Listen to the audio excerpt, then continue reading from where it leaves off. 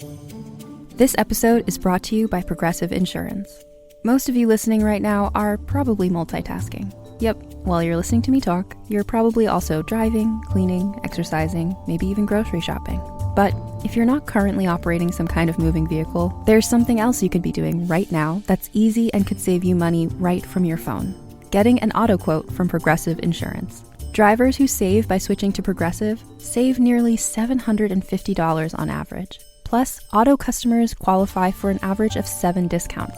There are discounts for having multiple vehicles on your policy, being a homeowner, and more. And just like your favorite podcast, Progressive will be with you 24/7, 365 days a year, so you're protected no matter what. So multitask right now. Quote your car insurance at progressive.com to join over 28 million drivers who trust Progressive. Progressive Casualty Insurance Company and Affiliates. National average 12-month savings of $744 by new customers surveyed who saved with Progressive between June 2022 and May 2023. Potential savings will vary. Discounts not available in all states and situations.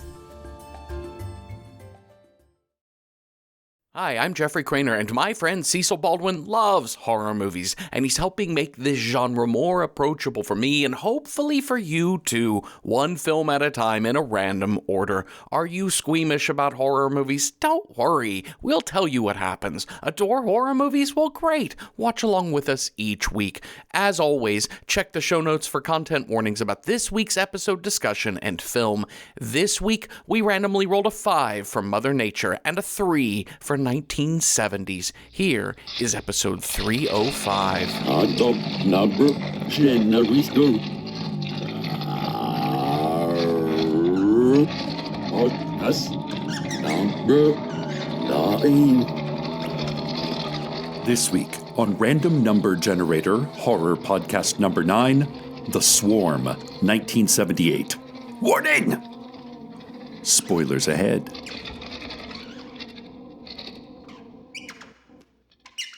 A few years back, Jillian and I went to a men's college basketball game between Wake Forest and UNC at the Dean Smith Center in Chapel Hill, North Carolina. It was winter and there were long security lines to get in. We didn't check beforehand, but the arena had some pretty strict rules about the size of bag you could bring in. Basically, anything larger than a 6-inch clutch had to be searched. And the way they searched it was to make you dump everything out of your purse into a clear plastic bag. So if you had anything personal or something you don't like parading around, like medications, cigarettes, tampons, shit, just a half-eaten Pop-Tart you were saving for later, and now everyone has to see what a bad little piggy you are. Anyway, as you can infer, this rule went so much harder on women than on men. I watched a young woman empty her purse, and as a pack of American Spirit Yellows popped out, her date said, a touch scornfully, "I didn't know you smoked." Well, yeah, Doug, now you do. Meanwhile, the men didn't have bags, but they had giant winter coats that could easily hold the same amount of bullshit in the pockets. When Jillian and I got to the security table, they handed Jillian a clear plastic bag. Jillian, holding up her larger purse, asked the security person, "So I have to put everything that's in my purse into this clear plastic bag?" And the woman said, "Yes, that is the rule." So Jillian just took her whole purse without emptying it and slid it unopened into the clear bag. "Does this work?" she asked. And the security person kind of tilted her head and said, "Well, yeah, I guess you got everything from your purse into the clear bag, so sure." And that's how we entered the Dean Smith Center in Chapel Hill. I don't want to make light of security measures in public spaces, but at a certain point, policies become absurdities because we're just going through the ritual rather than really concentrating on what's fair, what's right, what's effective, and what we're truly trying to achieve. But I will say that the Dean Smith Center in Chapel Hill looks like fucking Fort Knox compared to the Air Force Base in 1978's The Swarm. How does a random guy get in without anyone knowing at a place that has ICBMs? How many people are needed in a search party? How do you operate a flamethrower? And beyond security, the incompetence in this film is unparalleled, not just in the characters either. Every person in this movie is dumber than donuts. Nothing makes any sense. We're just going through the ritual of making a blockbuster disaster movie rather than concentrating on actual storytelling. And like the security line at UNC, The Swarm was absurdly comic. and really, really, really long. Hi, Cecil. Hi, Jeffrey. What's your favorite bug? My favorite bug. I mean, butterflies are pretty cool. Moths are pretty cool because they, they're like decorated. Mm-hmm. Although, I think I would go, oh man, that's tough. I mean, moths can be kind of dumb. Yeah. They're like, oh, look at that bright, shiny thing. I'm going to, just zoom right towards it. Butterflies are little stinky bitches. They love a stinky. So you kinky motherfuckers. Yeah, I'll stick with those. Moths and butterflies. That's a pretty kindergarten answer, but they're cool to look at. There's just kind of like a small handful of bugs that seem like a reasonable answer to this. Because if you're like mosquito, then you're just chaos. Why? Like I remember getting into not an argument, but a conversation once with this person I was working with, and they were like, "God, flies! Why do we have to have flies?" And I was like, "Well, because if we didn't, we would all be wading waist deep in shit and decomposition. Like we kind of need those. Like, yes, they're slightly annoying, but they do perform a pretty important function on the food chain. Mosquitoes, no reason. Just menace. I've always been fond of the real like architectural looking beetles. Like the really elaborate scarab beetles with all the kind of crazy like horns shiny? and shit. I love it. Yeah. They're wild. They're like tiny little armored dinosaur looking things. They're real crazy looking. I think just like a common thing though, I just love like the dragonfly and especially the damselfly, which is kind of the tiny, really skinny. And the damselflies are usually a bright color. Like they can be some kind of like fuchsia or teal or something like that. But they're so delicate looking. They're so sweet. And they look so crazy when they're fucking. Yep. They look so crazy. There's like 4 of them all stuck together, like ass to face, ass to ass, back to back. They don't care. Human damselfly, sequence 1. Kinky. So this movie. Thank you all for listening. Thank you, Cecil, for talking with me. Okay. What is the 70s were wild, Jeffrey. Okay, I'm just going to read to you the list of famous people that are in this movie. Michael Caine, Olivia de Havilland, Richard Chamberlain, Jose Ferrer, Lee Grant, Patty Duke, Slim Pickens, Henry Fonda. All of these people what are these people doing in this movie? And I think the answer is, so Michael Caine apparently made like a series of 5 or 6 movies that he called his paycheck movies that are all like trash. This movie being one of them. But apparently he bought his mother a house in Hollywood by doing this movie. So I think we have our answer. Yeah, I mean, this was a big budget film coming off of a string of really, really hot disaster movie properties in the 70s. Like we take an ensemble cast of recognizable actors from kind of around the world and we put them in big giant sets and we make them fall onto styrofoam pieces of concrete. Yeah. And you had like the director of the Poseidon Adventure, right? And Irwin Allen doing this. And so you feel like, wow, this feels like a slam dunk. You're slapping together great actors, give them a huge budget, and then get the guy who's already directed one of the big disaster pictures of this decade. But like Michael Caine, who said that he accepted this role without actually reading the script, said he would never do that again. It's so weird to watch such a bad movie that is pretty slickly put together. I mean, listen, the special effects and everything, like it's very 1978. But there are good movies of this time that utilize these same techniques and are still very effective. But this script is absolute garbage. It's just absolute trash. Like it is hitting the points, but nothing has been sanded. Nothing's really been reviewed. It is kind of like I say it before, like first draft, best draft sort of vibe. But like the rationale for why anyone does anything and then how they do it is off the charts. Like, it's inane. So this movie is 2 hours and 40 minutes long. Like, that is like the length of like Cleopatra. Yeah. Or like the 10 Commandments kind of long. Yes. Like, it needed an intermission kind of long. Yeah. And sure, in the hands of a Peter Jackson, chock block full of adventure. This was not. So I started playing the game halfway through this movie because this movie opens with a missile silo, right? They're a missile silo? Yes. Yeah. Like somewhere in Texas or something. And everyone's dead except Michael Caine, who's just wandering around the building. And the military is a little like, hey, what are you doing here, Michael Caine? And he's like, oh, I study bees, and I think bees killed all these people. So I started watching a movie in which Michael Caine is actually a Russian spy who like released these bees into the United States and is now doing counterterrorism. Like, he's a sleeper agent. And his whole job is to make the dumbest, most ludicrous, like he's to like slow down the gears of progress and like make crazy, wild decisions. Be like, we couldn't possibly just torch these get them all in one place and torch them. That would kill the damselfly. And everybody else has to go, I guess so. Yes. That's a way nicer read on it than I think anyone could possibly give this movie. And I think it helps make this movie make slightly more sense that he's a double agent. Yeah, because then it implies that our protagonist has some level of competence.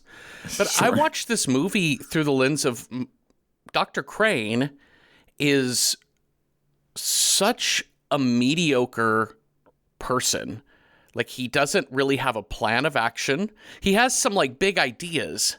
And he's like, you do this, here's our plan. But then, like, we never actually see him do his job. Like, most of the time, he's just flirting with Catherine Ross. He's flirting with Catherine Ross, and he's talking to that kid. Yes. And they're just like, what is space in Texas? What is time?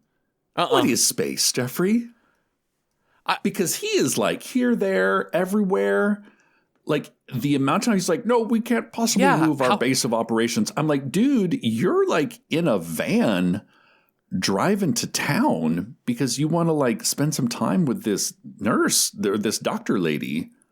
I don't understand showing up at a nuclear missile launch site run by the Air Force has to be the most secure place on the planet. One would think. How do you just decide, I'm going to show up there and say, hey, with your guns drawn, please put your guns down and just know I'm friends with the president and he'll vouch for me if you just give him a call. That's crazy making. I think it's like the bees killed everyone and he just walked in the door. Oh, is that how he did this? I'm assuming. But then I'm also like, how did he know the bees were there? Why is he there? So, like, even though General Slater is like a douche cap of a person, he does have some points where he's like, yeah, why is this scientist here? The scientist who conveniently studies killer bees is in the exact same place as a freak killer bee swarm. Sounds fishy to me. This general is basically the Danish couple from Speak No Evil. Like, he just, whatever Michael Caine tells him, he's like, I guess. Yeah. Okay, we'll just go along with it. It's interesting watching someone, like, essentially somebody who's like, I'm usually the top of the food chain. I can't believe I'm taking orders from a civilian.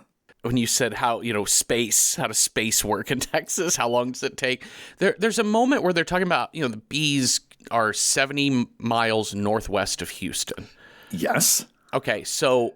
And they're going 7 miles an hour, not 700. They make sure to say not 7 miles per hour. And I was like, wait, later, They're like, it'll be 3 days before these bees reach Houston. I'm like, no, it'll be 10 hours before these bees reach Houston. Then later, they have to lure them out of downtown Houston to the Gulf of Mexico. Yeah. Now, technically, there are some there's a bay that comes in toward Houston. Okay. That's about 15 miles from downtown, 15, that's 20, not far. maybe 20 miles, if they're in the bay. If they're at the actual Gulf, that's Galveston, which is dead on 70 miles as the bee flies in a beeline. As the bee flies.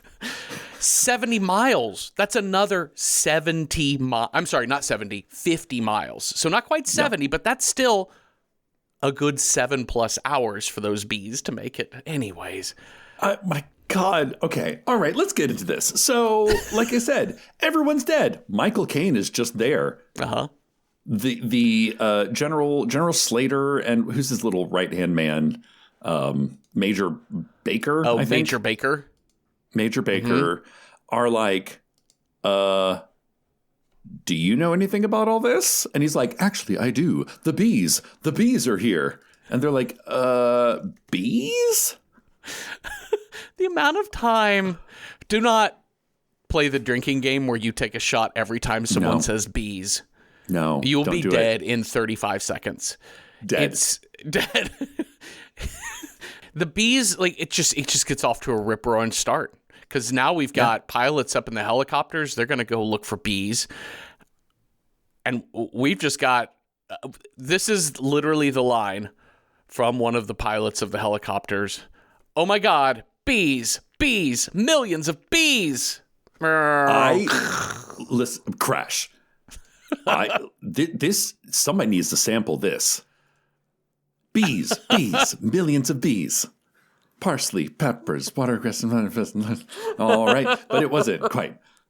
Because I caught him in the garden late last night. But bees in the helicopter? Also, it's like there's a swarm of bees. The helicopter goes right through it. And, okay, I love this movie. This movie is so dumb, and I never want to watch it again.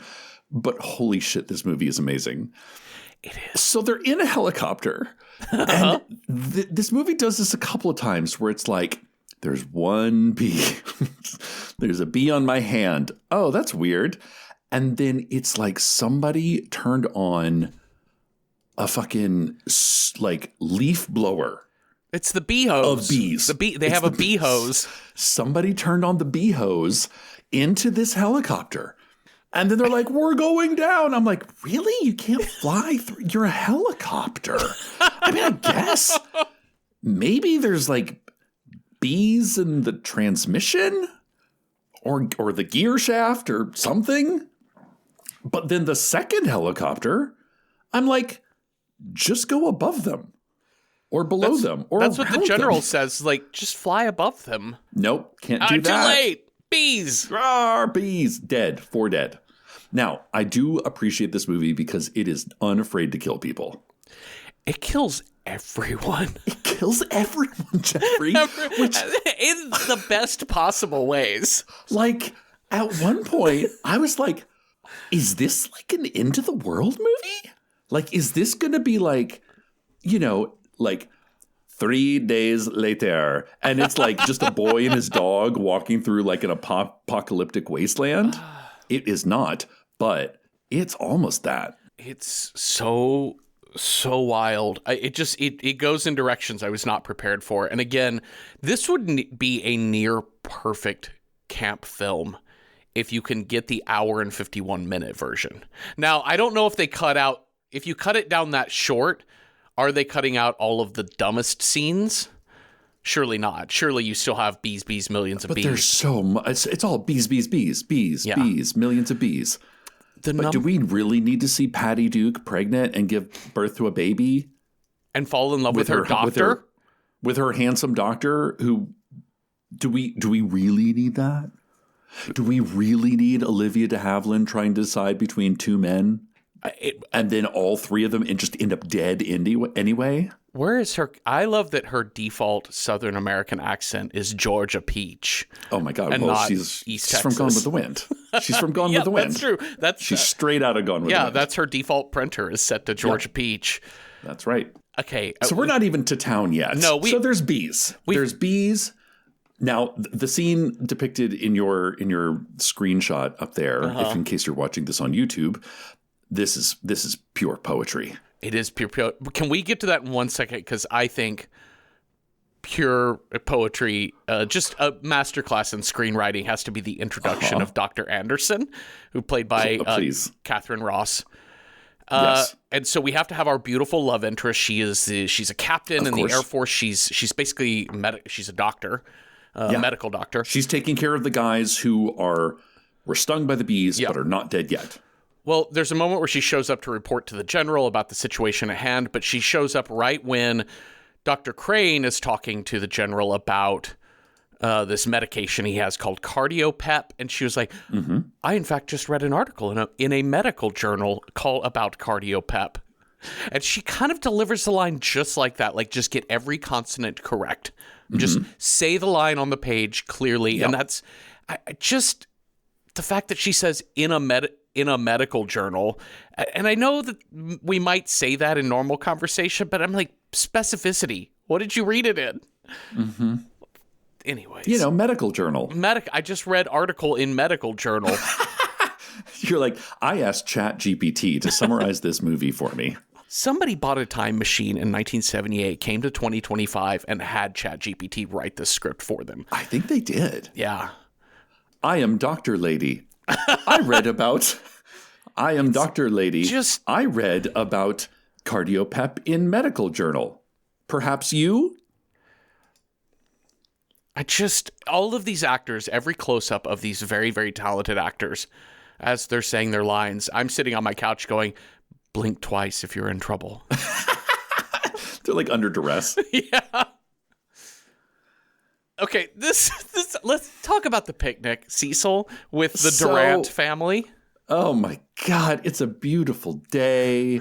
Because, okay, listen, what do bees like? Picnics. Bees like picnics and bees like flowers. This is all we have to go on for these fucking bees. Not why they're here, not where did they come from. What do bees like? What do bee want? Bee want a picnic. Bee want picnic. So this lovely family is like drinking knee high and eating cold fried chicken like you do. And the little boy's off playing near a log. And they notice, like I said, oh, there's a couple of bees. Here, let me get out the fucking DEET. I laughed so hard. I'm still laughing about this scene. The aerosol of DEET. Triple DEET. Like the jungles of India DEET. And start spraying that shit over their food and open drinks. And the dad's like, hey now, none of that. I'm eating that chicken. I'm like, y'all are going to die. You have now burned a hole into your esophagus. They also just set down that food. She's spraying it with DEET, and he immediately, like, the moment they get any of the food uncovered, that dad sits down and just starts eating that chicken. She's like, why don't you wait for Paul to get over here? And he's like, he's taking too long. I'm like, you just got there. Just tell your child, hey, let's eat first and then play. But he's just like,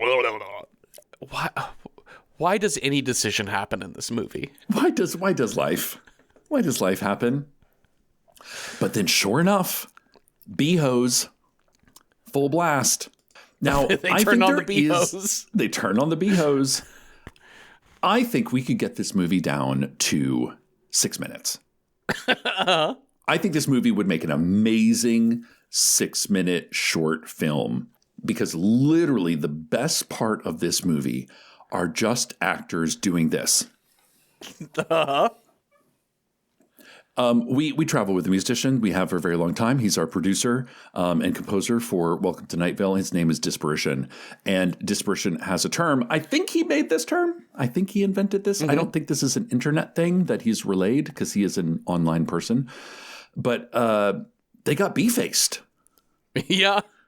Which is where, I don't know if this happened to him or if this is just like a funny thing that we've been saying for years and years, in which like you're driving your car and there's a bee in your car and like one of those like speed cameras takes your picture, and whatever picture it takes of you trying to like frantically get the bee out of your car, that is your bee face. Mm-hmm. I don't know where this came from. I'm just repeating it. But this movie is about people being bee-faced. Yeah. Bee-faced outside. Bee-faced in a nuclear fission reactor. Mm-hmm. Bee-faced in a school. Bee-faced in a restaurant. Bee-faced at the Astrodome. Yeah. Yeah. You could make all like it's like I would actually love to see a series of photos of just like greetings from Houston, and it's just people being like, ah! Like just like kind of crazy covered in bees. Okay, so this kid gets away in the parents' car, which they keep the keys in the glove box and not in the pocket, which is interesting. Yeah. It's a different time. And he hauls ass to the closest town of Marysville. Maynardville? Mayville? Yeah. Marysville. Marysville. Okay. This whole conversation between, you've got the mayor, Fred McMurray, Mayor Tuttle. You've got the principal of the school, Olivia de Havilland, who plays Miss Maureen Schuster. Mm-hmm. And then you have her other... I didn't even know this dynamic until later in the movie, but then you have cowboy guy. Those are your two options. If you live in Texas, you got to go like upper class bow tie, lower class bolo tie. Yes, totally. Bolo tie is basically like they're putting up the signs for Flower Fest, their big annual flower celebration thing. And bolo tie is basically this short of calling the whole thing an F slur. He's like, I think this whole thing's kind of gay, if you know what I mean. Yeah. And she's like, I love, but flowers are so beautiful. And then Bolo Tie's like, well, I do have to say, I really love this year's theme, love. And then this kid's car comes careening through town, just crashes into the general store. They run to help him out, and he just is screaming, they killed my mom and dad! Bees, millions of bees. And then we get into what these bees actually do. Because these bees, they just have to sting you once. And you're like, oh no, I'm filled with venom. That seems normal. I'm very sick. I'm sweaty. I'm pale. Normal. But apparently, you hallucinate a giant bee. Just one big bee just like hovers over you like the ghost of Christmas yet to come. And this kid's like, it's a bee! And Michael Caine, who inexplicably is there, unknown why, is like, count to 3, snap your fingers, it'll be gone. It's just an apparition. Apparition bee. He solves this situation in the most like boomer granddad sort of way of like, just get over it. That's not a bee. I know, like, tough just it out. Snap out of it, kid. I promise you it's not real. How do you know what are you even talking about? Yeah. And then the doctor's there. He's like, gosh, we would have lost him if it hadn't been for you. I was like, really? What? He just, The giant bee is... I love the giant bee. It's the queen bee. Yeah, it's the scariest moment. The first time it happens, it is a jump scare. When it happens to Henry Fonda, it is priceless. Priceless. Henry Fonda gets bee-faced. Catherine Ross gets bee-faced. Oh my God. I love it. The fucking... I'm going to call it the Bee. It's like the original bee, the bee that made the Platonian bee, the bee that made the thought of the bee. This is what you see when you get bee-faced. but it's also kind of like The Ring in that you see the bee and then 7 days later you die. Yes. But it's more like 4 to 6 hours later you die. I did not know where to go with my intro. I had a list of questions like how do bee work? How do any, like I just had a list of how do blank work throughout this movie. How do blowtorch work? Oh God, yeah, sure. Why do blowtorch work? How do Houston work? Just anything. Yeah. How do oil work? And how do science work is a real recurring sort of thing because they are trying real hard, but then not trying at all to make this movie sound science-y. Yes. But it's just a lot of explanation of stuff we don't need. You know, in a sci-fi movie, like again, don't explain midichlorians or whatever those things are called. Sure. It's just, you know, if you open a movie in your opening act, if you have a guy who is flying on his own, no propulsion, just he can fly. Like, look, he's flying. I don't need an explanation why. It's just... He's from space. He's magic. It doesn't matter. Well, he fell into a vat of toxic chemicals. Let's deal with him flying. And here's a case where we have these bees, and we spend so much of this opening hour-long act of them trying to be like, okay, these are obviously Brazilianized bees, not Africanized bees. And I know because I'm fucking Richard Chamberlain. And then they're like breaking it down as to like how to tell the difference. I've been working with they're like resilient bee. I think they're resilient bees. Well, I don't think the resilient bees could ever And then here's the thing, Jeffrey. Mm-hmm. For the rest of this movie, in a lot of the scenes, they stop referring to them as bees and they just refer to them as Africans. That is the wildest fucking choice. Like, so, especially when we get to like the siege of Houston, it's the Africans are coming. The Africans are here. The Africans have taken over. Blowtorch the Africans. We're an occupied city occupied by Africans. I'm like, what? What the shit is... Do you all hear yourselves? And we even had a like, this is like if like back in 2019 or whatever, we just continued to call it like the like Chinese flu. The Chinese is spreading. And they were like, I got the Chinese. Yeah. I got to put my mask on. I got the Chinese cough. This is not the 1800s, y'all. And they even have like kind of, they're like a resilient bee. Oh yeah, that makes sense. But like Michael Caine and this beardy doctor are like splitting hairs over, we never learn where these bees come from. We never learn why are there millions of them? Other than the fact that Marysville grows a lot of flowers. And you know what bees like? Bees like flowers. But then they're also like, here, we've seen at the picnic site, look at this cup. This cup has been eaten to little tiny bits. The bees are eating plastic. And one character even says, what do you mean the bees are eating plastic? And I was like, yeah, that's a very good question, sir. They're like, well, they must be eating the plastic and taking it back and building their hive. I'm like, go to the hive. Where's the hive? That never pays off. We never learn where these bees, where do they live? It never, ever, ever Why are they all pays riled up? Off. Like, what does that matter? Because if you're never going to deal with the hive, I don't need an explanation of the hive. Yeah. It's such a weird choice to start a movie in media res and then never explain it or go back to it.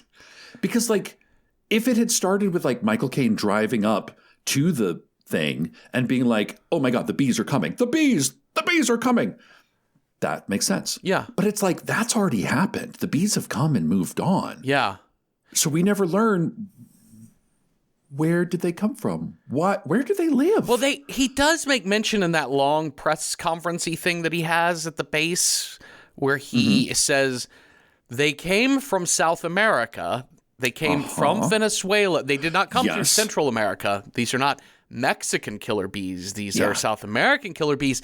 And that we've had a lot of hurricanes lately, and they've just flown on the winds of the hurricane across the Caribbean to the Texas coast. And I'm like, Yeah, but you are more than 70, like you are in Bryan College Station. Like that's basically where they are. They're like in Navasota, Texas, which is like 120 some odd miles, 150 miles inland from the water. Yeah. And so I imagine there's not many hurricanes in Texas, in that part of Texas. I mean, if there's going to be one, that's where it's going to hit. My Texas geography is not great. Because Houston is pretty coastal. You know, it's not quite as, you know, it's a little, it's a port city. Still, let's say there are hurricanes and it brings the bees. How did they just go, they just flew 120 miles northwest and they're like, look, flowers in this one tiny town. Not like the whole thing about Texas is it's wildflowers fucking everywhere that you're not allowed to pick. Anyways.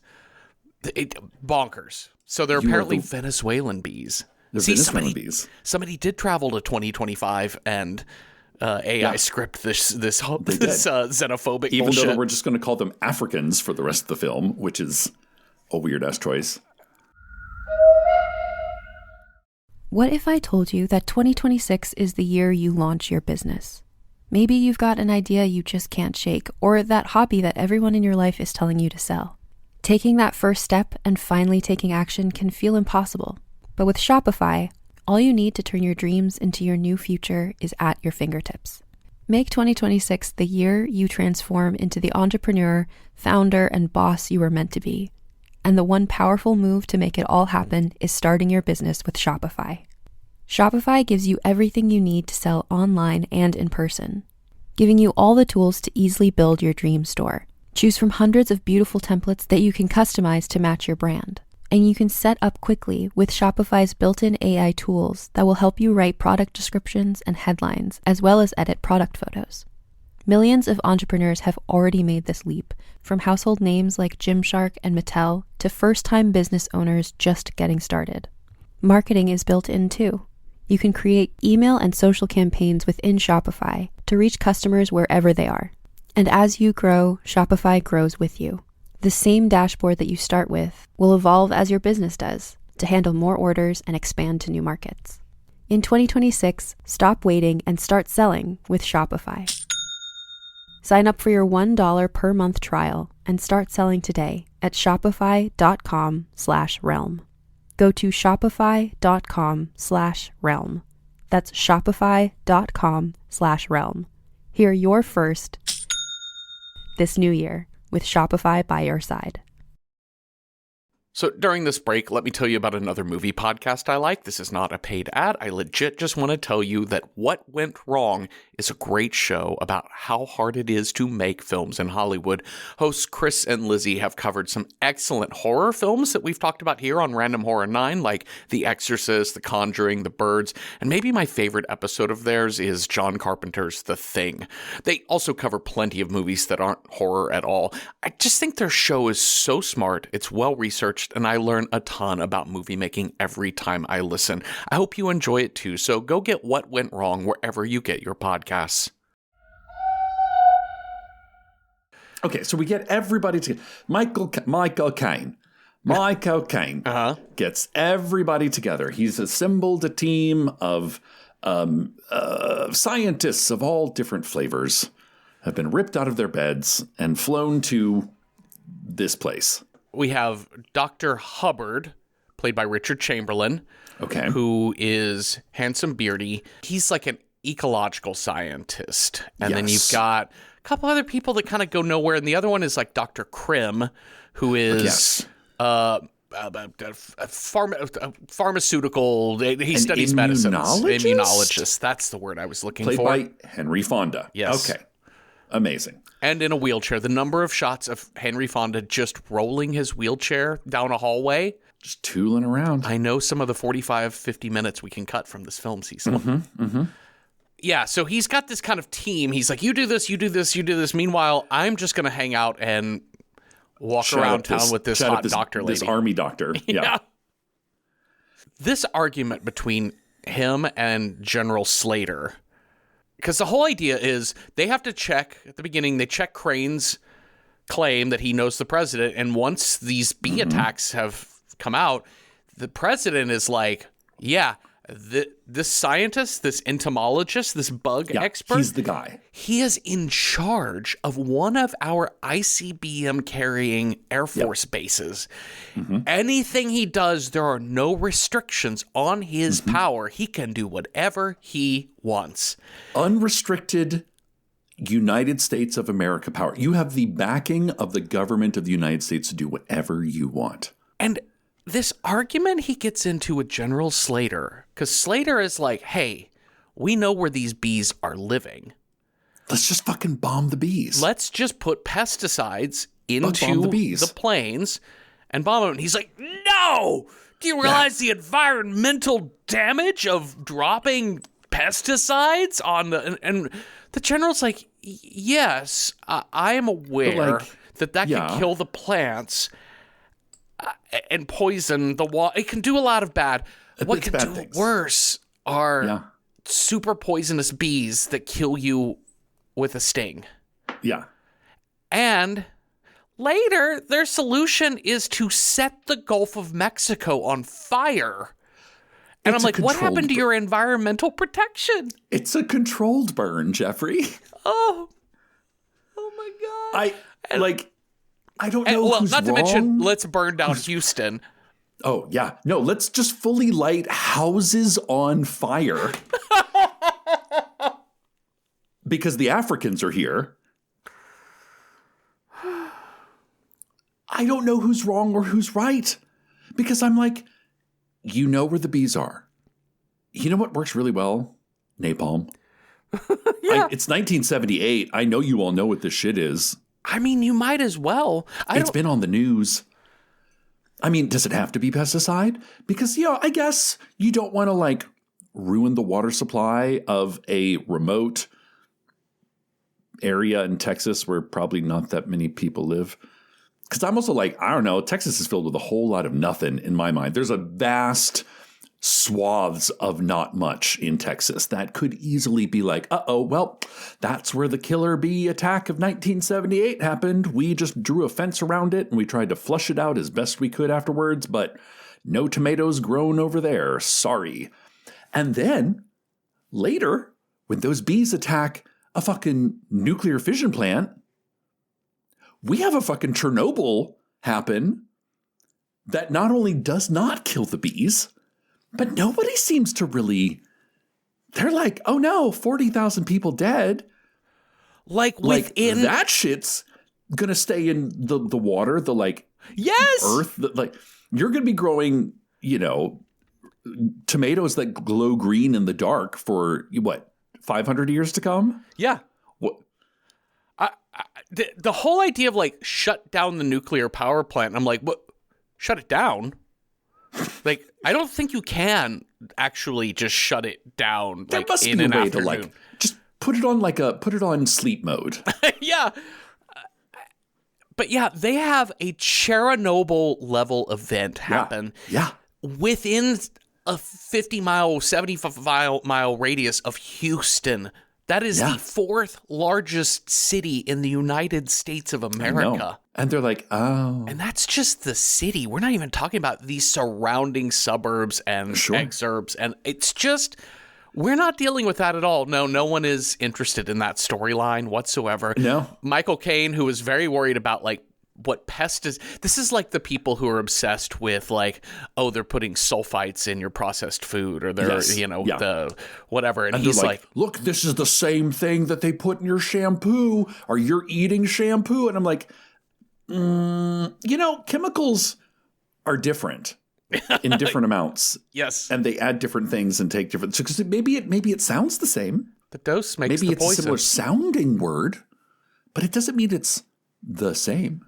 But if you're going to give me the option of an environmental disaster of making all the farms for a 200-mile radius non-organic, or have a Chernobyl-level event, or kill 500,000 people in a blow, and then ensure that land is uninhabitable for the next 100 years, I think I'm siding with General Slater here. Let's just put the roundup out there. I know. I know about the cancer causing. I know about all of that. But we build a little cowboy ghost town. We turn it into like bee village, in which a giant bee greets you at the door. Giant bee. Or you could hold tight to your feeling that we shouldn't do any harm to the American public.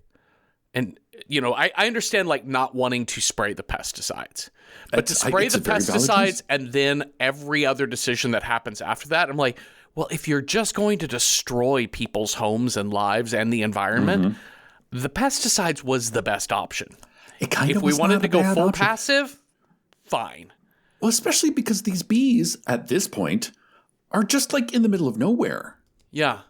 Like, okay, so the Olivia de Havilland and Mayor Clarence are at this meeting, and they're like, oh, okay, so we're going to go back and we're going to make sure the switchboards, the phone trees are lined up. It's been, gosh, we've not had a red scare in, I don't know, how many, 20 years? Mm-hmm. But we're prepared because the Africans are coming. The communists are coming. Yeah. But we'll make sure. And then we go back to town and we sit through 45 minutes of personal mishigas.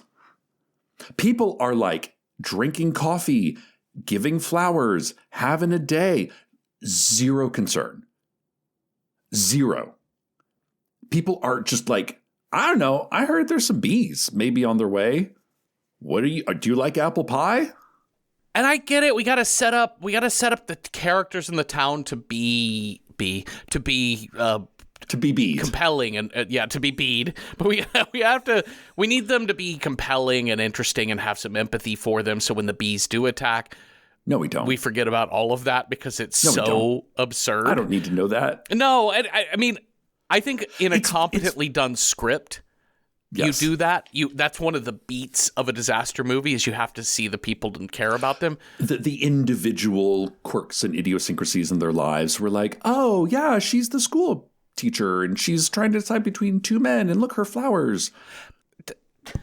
I'm sorry. It's so funny that Michael Caine and Catherine Ross are the only two survivors in this movie. I know. And that you have Miss Schuster and her two male courtiers or whatever, wooers, that are gentlemen callers. Yes. They all just die. They all just die in a train wreck off a cliff. Everyone dies. A cliff that does not exist in that part of Texas. That is some flatland bullshit down there, you guys. There are no giant hills and cliffs that a train rides along on. Jeffrey, why do people just not roll up the windows in this movie? Because it was the 70s and just air conditioning in cars just wasn't a thing yet. The amount of time, trains, helicopters, vans, like any mode of transport, cars, any mode of transportation, it's like, people's like, oh no, there's a bee. I'm like, just roll up the window. I have to tell you, one of the funniest parts in this movie that's just, it's like funny in that subtle continuity error sort of way, but it's when the bees do get into Marysville and Crane and Anderson they make a run for the bees! The bees! Run! They make a run for the little cafe where Rita works. And the door's locked, but rather than like pound and see if somebody will let them in, he breaks the window of the door with his elbow, reaches in, unlocks it, gets in. Now it's not bee-proof. Now it's not bee-proof. What are we doing? What are you going to do? Like duct tape it up? And then to add insult to injury, some girl comes along and she's like, come on in. I'm like, yeah, that's so Rita. There was literally somebody in there, and you DB-proofed this entire space for all these people? It's such a wild it's give just up. Weird. And then they're like, oh my God, the bees. And the bees are coming. The bees are in Maryville, which this is like peak. Mm-hmm. This is peak camp. Michael Caine and Captain Anderson, they're like, oh, is there a freezer? Okay, that's kind of smart. Let's get in the freezer. But then some dude is like, locks them in? It's the owner of the manager, the sort of gossipy owner who we saw chatting with one of the two suitors. And the woman is like, I think this is Patty Duke as the pregnant. Yeah. And she's like, oh, he's just scared of everything. I'm like, is he scared of bees? Because it's either like sit in a freezer or die to death. Yeah. But apparently he chooses that. And then 20 minutes later, Michael Caine is just out running around like, how the fuck did you get out of that freezer? You were locked in. What? Michael Caine defies fucking time and space in this movie. I think he's a double agent. I really do. I think there's maybe more than one Michael Caine. I wasn't sure about the freezer thing because I think the idea was, the way I took it was there's like the walk-in fridge area and then there's the deep freeze. And the owner of that restaurant went inside the freezer and locked himself in. Oh, he locked himself in to hide. Okay. And so the others are just outside of it being like, well, we can't stay here because then some random dude on the street gets so eaten up by bees that he flies through their window. And so now the bees are super inside. Okay. I thought he had locked them in there. And I'm like, what the fuck is happening? It's so not clear. It's very not clear. But okay, but that makes much more. So he's like more like self-preservation. Yes. Knuckle. Okay. But can we talk about Olivia de Havilland witnessing the death of like 20 children? 20 children getting bee-faced. Again, I swear to God, just people in slow motion covered in bees flailing about. And it's not a scream. I think somebody on IMDb called it like a moan. Like she's a moan queen. Like she's not a scream queen. She's a moan queen. Because she just goes, Olivia de Havilland. Yeah. Oh. Oh. Oh no. She sounds like Robert after he's had a big poo. And he just zips out of that litter box and runs to the top of the couch and goes, ow. Ow. Ow. And then she kind of like bites her knuckle like, ow. What is this? What are we doing here? And it's like the entire time she's like got her face pressed up against the window, like obviously reacting to absolutely nothing. But there's like hundreds and hundreds of actual live bees sort of encrusting the windows she's looking through. It kind of looks like a Burl Ives Christmas special, except made of bees. At no point in time does anyone here, like with Michael Caine, with Dr. Crane, all I was thinking is like, you're essentially the leader of the free world now. And you are the epicenter of power. You were just running around willy-nilly. Like oh no, Jeffrey, not even running. They decide we're going to evacuate Marysville. Get on the train. Everybody's getting on trains and buses. Cut to Brad Caine and Captain Anderson. They're just taking a stroll. Yeah. They're just walking in town. She went to put on her nicest green evening dress. She put on her nicest dress. Michael Caine even says, am I walking too fast for you? And I'm like, my dude, the bees are coming. Am I walking too fast? Are you walking fast enough? Oh, my God. Where are you going? You're just like on a second date. Just be like, I don't know. So like, what's your favorite kind of food? Italian? I like Italian. I want you to know, did you find out, quick trivia, how many Oscars was this movie nominated for? So when I rented it, I did notice it said Oscar winner. Did it win? I thought it was just nominated. Maybe it was just nominated, but like Oscar, what was this? Do you know, Jeffrey? Please tell me. Do you want to guess? I mean, you obviously know it's not going to be for script, directing, or picture. Oh, clearly. I mean, this is the Silence of the Lambs of bad horror movies before that. Yeah. Mm-hmm. I would say sound design. Okay. Yeah, this movie spends a lot of time thinking about sound. Like the sort of the layers of bees, I guess. Is there a special effects, just like generic, like SFX? There's like Oscar? Visual effects is one of them. No, visual those effects? are two very good guesses. Was not nominated for either of those. Costumes? Costumes, Cecil. Fuck! Because there's so many people in this movie. Yeah. These costumes are so unremarkable. They're So unremarkable. They're so homemade. Like the whole hazmat uniform, it is very clearly a motorcycle helmet where they've sewn on a neck Jeffrey, gaiter to connect it to the Jeffrey. coveralls. And the thing is, it's not even airtight. No! So, like... okay. You are the leader of the free world, the effective leader, you're the scientific leader of the free world, right? You've established your little home base. You've got Henry Fonda working away at the lab. Yes. You come in. You go through a little door, and then there's a little antechamber. You go through that, and then there's a little thing. And they're like, okay, we're trying to get this bee venom. And we're going to, like, zap the bees. And we're going to make them sting this little, sponge board or something. And then we're going to take that and we're going to, study that. Yeah. Okay, I'm there with you. But as opposed to doing this in a, box, and in like a box, they're just out. Be out. Like, they're just full, because they've got these little hazmat suits on, which you're totally right. They're like, it's like a motorcycle helmet that certainly doesn't seal. No, and you can see at the base of the helmet, it's just got it's got a grill. It's got a grill on it, which makes Like sense for netting. a motorcycle helmet because you need some ventilation. Yeah. These hazmat uniforms are useless. They're useless. For anything that involves any type of spray or mist.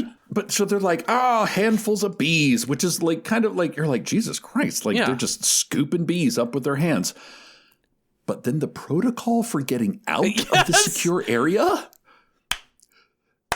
is literally one of those snow brushes that you keep in your car in the Midwest in winter to like brush the snow off the front and back of your car. So they just brush the bees, the killer bees. Yep. They just brush them off each other. Yeah. And then there's like a full minute of just watching Michael Caine and Henry Fonda just brush each other down. And then walk through essentially the same door you would find on the front of like a 7-Eleven. Like it just swings open. Like there's no airtightness to this. It is not a hydraulic door. No. I'm like, bees are everywhere, man. Bees get everywhere. You need a full fucking like acid shower to kill all of those bees off. And we've established at this point in the movie, if you are stung more than 4 times, you're dead. Yeah. If you get stung once, your chances are slim. And the best technology we have is a brush, like a coat brush. The thing that makes this movie so special. Yeah. Because we've seen some really bad movies, right? We've seen some real special movies. Yeah. And a lot of times, you know what? Night of the Bloody Apes. Sure. A very particularly bad film. And it has a lot of things with the script, a lot of things with the shot. Everything is wrong with these movies. And you look at it, but they can still be fun. And so I'm not saying like, I hate this movie. I love this movie, actually.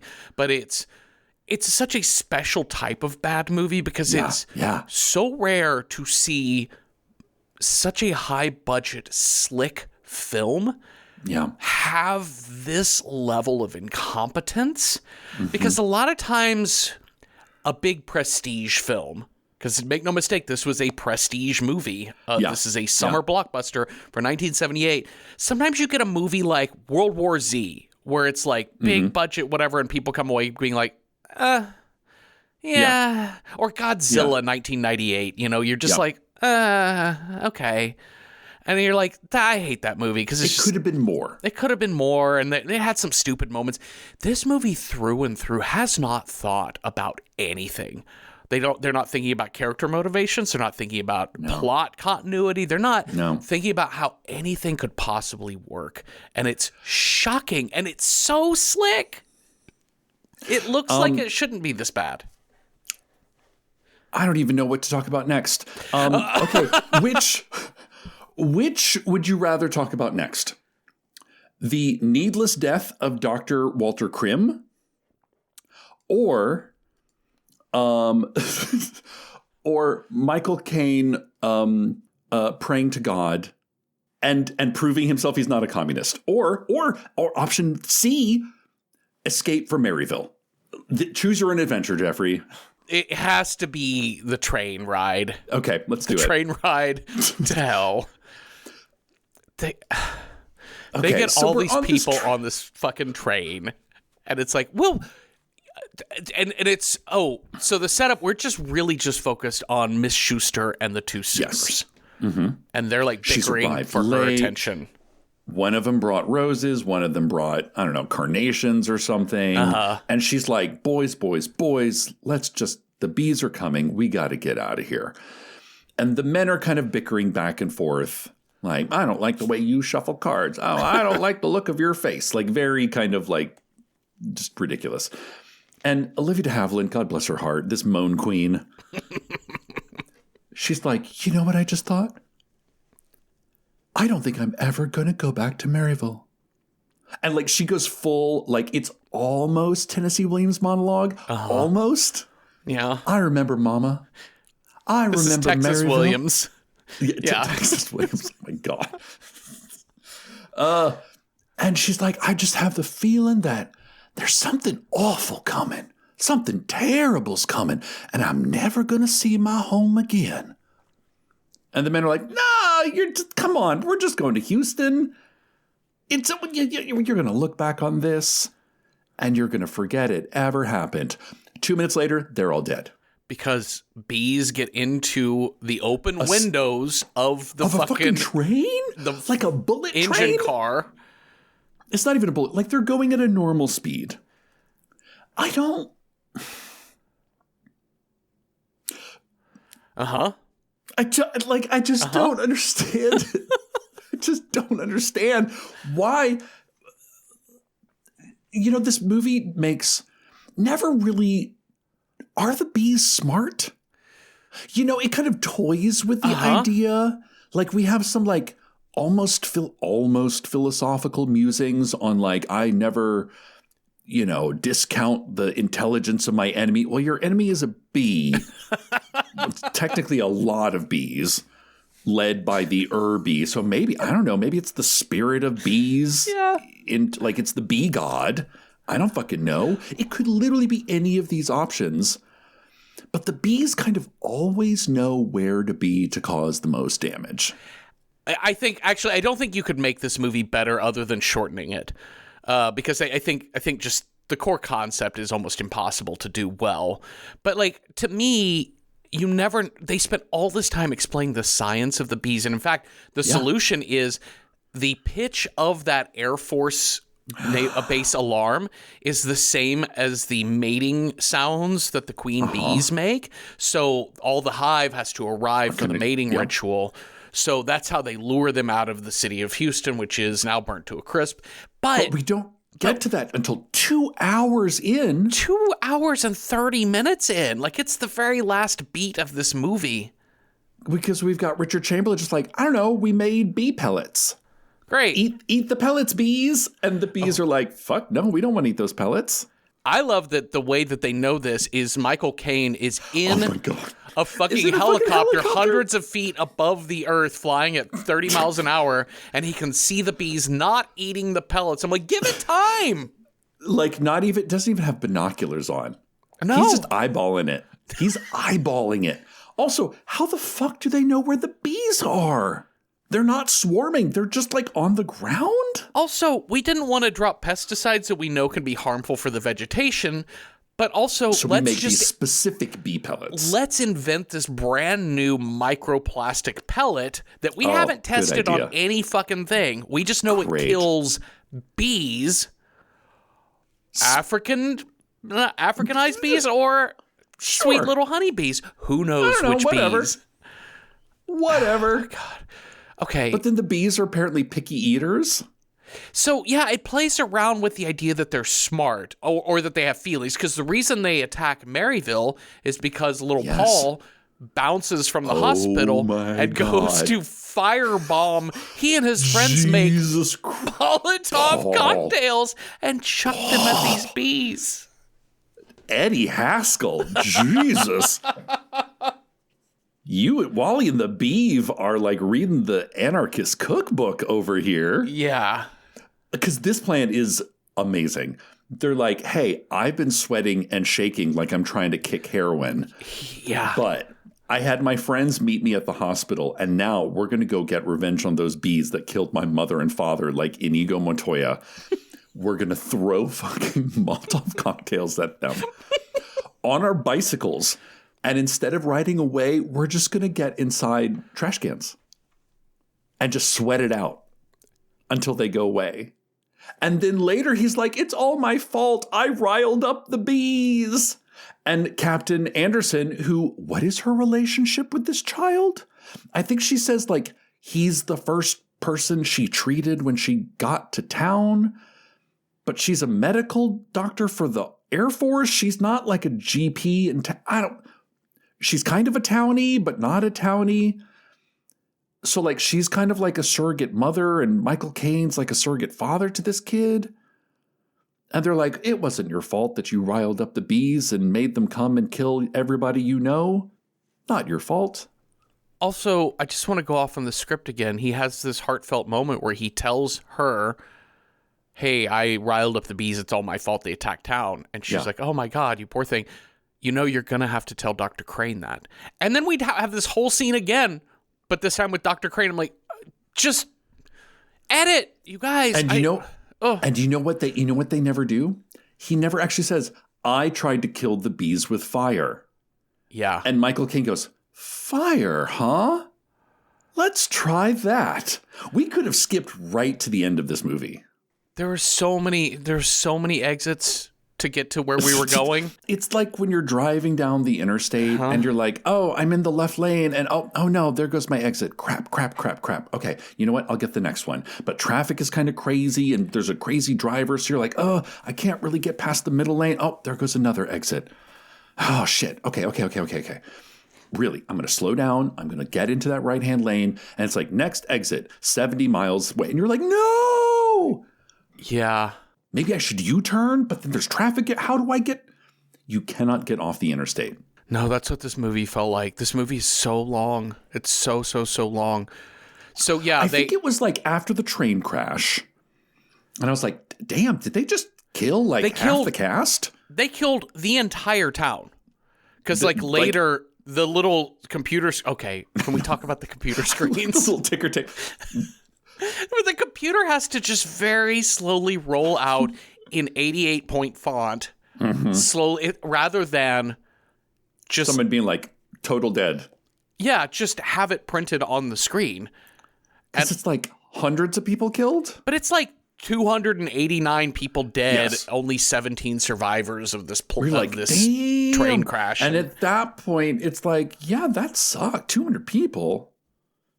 You just killed an entire town. You also killed literally like 75% of the characters that have names in this movie. But Michael Caine persists. I just was so curious, like, what's going to happen to the two suitors and Miss Schuster, and they're just dead. Like, it just ends. Like, love doesn't conquer anything. We see them. Okay. Do trains explode? No, there's no fuel in the passenger cars. Are they made cars. out of gasoline? No. Because these trains roll off a cliff. We see dear Dame Olivia de Havilland literally being bounced on like a bunch of sort of like almost like duffel bags that have been filled up with like styrofoam. Yeah. We just see her just like boom, bam, bam, bam. Oh no! Like just back and forth. And then we see her and the dude and the other dude, their bodies or their stunt doubles fly through the window and then everything bursts into flame. I was like, maybe we'll get like, she's like kind of mussed up. She's like got her broken arm and like the three of them are going to like hobble to town and find a phone and be like, the bees are coming. Take cover. No, they're dead. Dead. Yeah. Just but fucking nevertheless, dead. Michael Caine persists. Because he's like, okay, so we've got like a couple of farms. We've got like a couple of things in the way. You know what? There's a nuclear power plant. Hey, Richard Chamberlain, Dr. Hubbard, you should go talk to them and see if you can like put that shit onto sleep mode. Yeah. He's like, aye, aye, sir. Well, and then Miguel Ferrer, who's only in one scene in this movie, is like, I run a power plant. What do you mean? Look at all these levers and buttons. Look at all this. I can't just turn this off.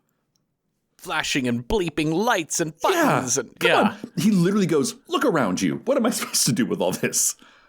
And then there's like a glowing sort of like molten core. Like, I can't just shut this. Wait, what's that noise? Bees! Bees, millions of bees. And then it just cuts to the control room of dudes in like multicolored motorcycle outfits. They're even in hazmat suit. They're even in hazmat. They're the same hazmat suits that they have in the lab. Bees.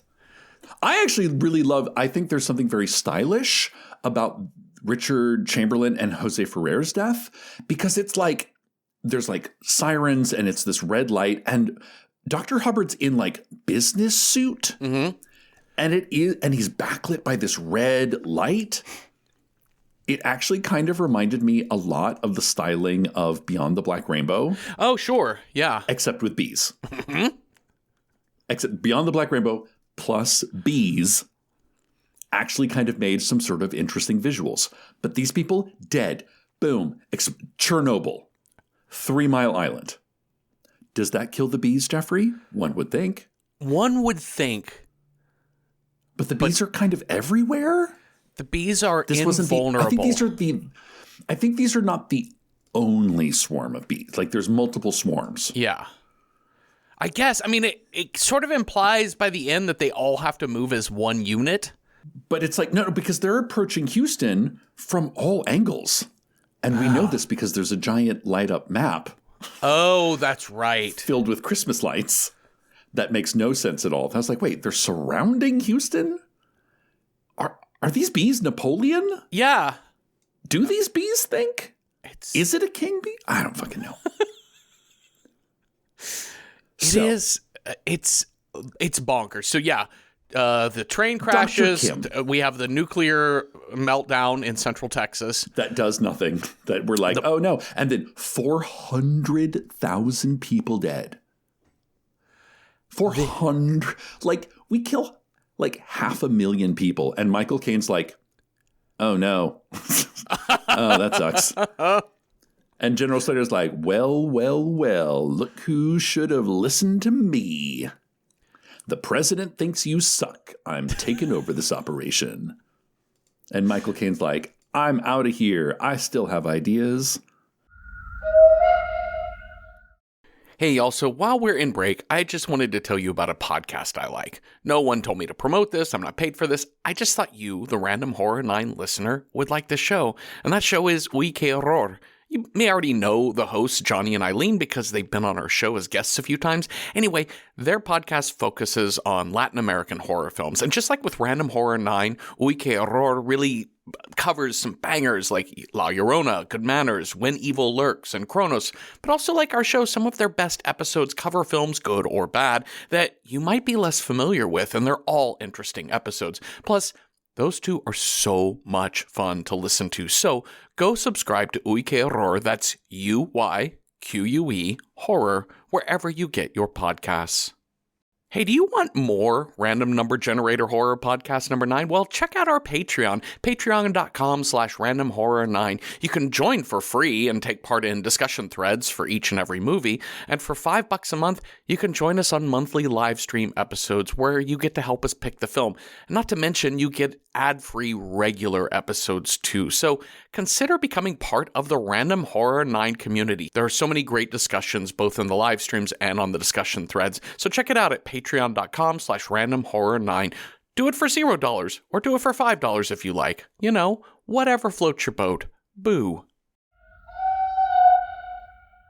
Can we talk quickly about the General Slater and the Major Baker characters? Mm-hmm. Because please. General Slater has, I think, a very good idea. At the beginning, when Crane is named Overlord and Chief of all of the world, Slater's like, well, makes sense. He as a Air Force general, he reports to the Commander-in-Chief. Sure. And if the Commander-in-Chief says, this is it, this is what we do. But he tells Major Baker, follow Crane everywhere. Yes. Just do up a dossier. Everything about him seems weird, but... We don't even know his social security number. Yeah, okay? we don't have anything on this guy. What's his pay rate? Like, what's his wage level? I'm not even talking like, how do we know he is who he says he is? Yeah. And Again, so how is he not a sleeper cell from Russia? And so it Made sets, out of bees. It sets up. He's just 3 bees in a trench coat. That's it. Just 3 bees. Michael Caine, 3 bees in a trench coat. But then we get into the sticky, thorny morals of this movie. Yeah. Which is Michael Caine, arguably 2 of our hotter people of the cast, Michael Caine and Catherine Ross, kind of develop a relationship, and they're like, I like hanging out with you. Everybody's dying, but you have pretty hair. But Major Baker is like, hey, Captain Anderson, I heard a little bee told me that maybe your relationship with Brad Caine has gone beyond professional and is now personal. And Captain Anderson's like, I don't think that's any of your goddamn business, because it's the 70s, Sure. And Major Baker's like, we don't know anything about this guy. I'm just saying, if he says just keep an eye out for anything House of Un-American Activities, kind of, Yeah. And she sort of storms off. So they're looking at Michael Caine like he's a spy, which I think is very valid. Sure. But the fact that it's going to be it's not until she makes kissy faces at him that he's like, oh, now wait a minute. I got to sex police you over here. Yeah. There's also this moment at the train depot before the train of death leaves town where Major Baker and General Slater are talking, and Major Baker just has this throwaway line about, the old doctor, and Dr. Crane takes his sweet ass time doing stuff. I know, right? And that general turns, he's like, I will have no one badmouth anyone in my company. He just dresses Major Baker down. And I'm like, what are we doing? Yeah. His whole point is he doesn't like gossip. Yes. So it's either say something or don't. That is he's in charge.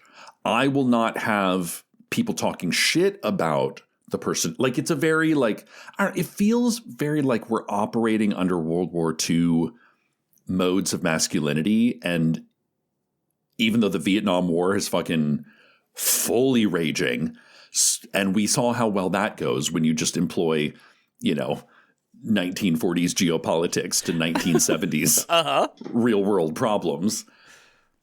And I guess it kind of makes sense that he's like, hey, just no gossip. Gossip that's girly. Yeah. Either you say something or you don't. We got to follow this man, but shut your ugly face. Well, it's shortly after the nuclear annihilation of Buc-ee's in Waller, Texas. My God, the Battle of Buc-ee's. Yeah, so the nuclear meltdown of the Buc-ee's in Waller, Texas, and the president basically calls General Slater and says, my bad, you're in charge now. 500,000 dead. Next. Oop, mea culpa, oopsie doodle. Sorry. I thought, environment. Save the honeybee. Nevertheless, Michael Caine persists. Oh, my God. Uh-huh. So let's cut to Henry Fonda in the lab. Because this is... Jeffrey, this scene takes 45 minutes alone. It takes so long. And it's so stupid. This is insane. Before Michael Caine is unceremoniously kicked out of the army base, he's like, hey, my mentor, my dearest friend, Henry Fonda, I want you to inject me with that sweet bee serum because I'm ready to go. I'm ready to sacrifice. I fucked up all this. I'm ready to sacrifice my life for this country to see if we have an antidote. And Henry Fonda's like, nah, give me like 6 hours. Michael Caine leaves. Henry Fonda, completely by himself. Yep. No backup plan, except a dictaphone. Not even writing any of this down, just talking. He has a dictaphone. He has like a He has the like little, dictaphone. he has two of them, which is like, I've left all the sciencey YNC stuff out on this desk, and I'm now going over to my other dictaphone. Please turn over tape to side B. And rolls his ass over to side B. No pun intended. And he's like, okay, I'm now going to shoot myself up with 6 bee serums. Or 6 bee stings. Yeah. Bee stings. And I'm going to time. And he narrates in real time. I'm a normal person. Like, it's almost like he's getting into like method character. He's like, I'm a normal person. I'm sitting at home and I'm a nice Texas person. And oh no, the bees are coming. Oh gosh, I've got to fumble through. Maybe I'm a woman and I have to fumble through my purse and I find some lifesavers and I don't know. And then, oh, okay, here's my bee serum. Okay, I get this out and oh gosh, this is a really big needle and my veins are so, my dainty veins. I've never done this before. Okay, so that's 60 seconds. And in that time, he's completely paralyzed and can't lift the bee serum antidote. Even though he kind of knew through the, I don't know, 100 people he's seen dead over the course of this day. And he's sweating it. Yeah. He's like, oh, God, just move your goddamn hand. Somehow, he gets that syringe into his arm, narrates his heart rate going down. Captain Anderson comes in. She's like, oh, dear God, she is so... I literally think she is dead behind the eyes in this because she's like, oh, and then walks out to go get something. She's still playing her robot character from Stepford Wives. I think she is. Yeah. Because she doesn't react. She just goes, oh, dear. I will go get a thing from the other room and maybe some other people. Henry Fonda continues and then he dies. So he kind of gets better for a little bit, which is kind of what we've seen the bee serum, the bee venom do. It's like you get stung, you see the bee god of all gods. If you make it through that first wave, you're better for a little bit, but then like 3 to 4 hours later, you see bee. You start to see the bees again, and then probably you die.